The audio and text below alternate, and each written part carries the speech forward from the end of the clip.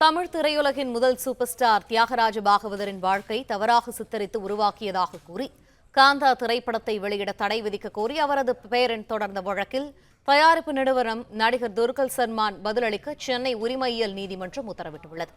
இது தொடர்பான விரிவான தகவல்களை செய்தியாளர் ஆனந்த் வழங்க கேட்போம். ஆனந்த், தகவல்கள். வணக்கம்.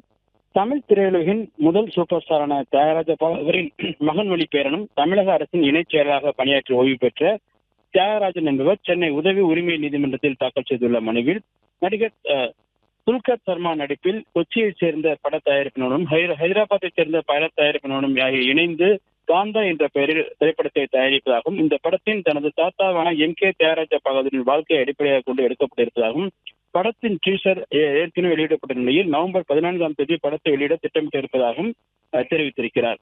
பிரபலங்களின் வாழ்க்கையை படமாக எடுப்பது இருந்தால் அவர்களின் சட்டப்பூர்வ வாரிசுகளின் அனுமதி பெற வேண்டும் எனவும், ஆனால் படத்தின் எந்தவிதமான அனுமதியும் பெறாமல் எடுக்கப்பட்டிருப்பதாகவும் தெரிவித்திருக்கிறார். மேலும் படத்தின் கதாபாத்திரத்தின் பெயர் மாற்றியிருந்தாலும் கூட அதனை மக்கள் நினைவு கூற முடியும் எனவும், பாகவதரின் ஒழுக்கமின்றி வாழ்ந்ததாகவும், கண் பார்வை இழந்ததாகவும், கடைசி காலத்தின் வறுமையின் சிக்கி கடனாளியாக இருந்ததாகவும் படத்தில் கூறப்பட்டிருப்பதாகவும் அவர் குற்றம் சாட்டியிருக்கிறார். மாறாக அவர் சொந்த பங்களா வைத்திருந்ததாகவும், பல கார்கள், விலையுயர்ந்த கார்கள் வைத்திருந்தாகவும், எந்த கெட்ட பழக்கமும் அவருக்கு இல்லை எனவும் அவர் தெரிவித்திருக்கிறார். அடிப்படை ஆதாரங்கள் இல்லாமல் அவதூறு முறையில் சித்தரித்து தயாரிக்கப்பட்டுள்ள காந்தா படத்தை வெளியிட தடை விதிக்க வேண்டும் எனவும் அவர் தன்னுடைய மனுவில் கோரியிருக்கிறார்.